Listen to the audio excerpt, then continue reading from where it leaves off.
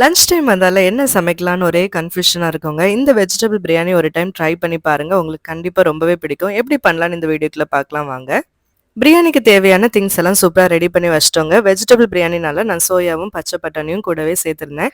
So ஜப்பர்பாய் biryani உங்களுக்கு எல்லாருக்குமே கண்டிப்பா தெரிஞ்சிருக்கும். அதே ப்ராசஸ்ல, அதே ஸ்டைல்ல தான் நம்ம பண்ண போறோம். ஃபைனலா ஒரு சின்ன சேஞ்சஸ் மட்டும் இருக்குங்க. அந்த வீடியோவ கடைசி வரைக்கும் பாருங்க. ஸோ ஜப்பர்பாய் மாதிரியே நம்ம வத்தல் பொடிய ஆனியன் வதங்கினதுக்கு அப்புறமா போடுறோம். அப்ப பிரியாணிக்கு நல்லாவே கலர் கொடுக்கும்.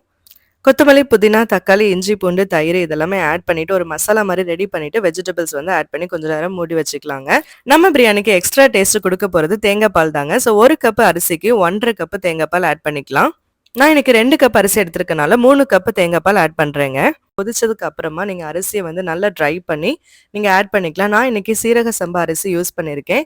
ஸோ நம்மளோட பிரியாணிக்கு ஸ்பெஷல் டேஸ்ட் குடுக்குறது இந்த தேங்காய் பாலும், ஃபைனலா நம்ம வந்து 1 டீஸ்பூன் கரம் மசாலாவும், லெமனும் பிழிஞ்சு விடுவோங்க. இது எக்ஸ்ட்ரா டேஸ்ட் வந்து பிரியாணிக்கு குடுக்கும்.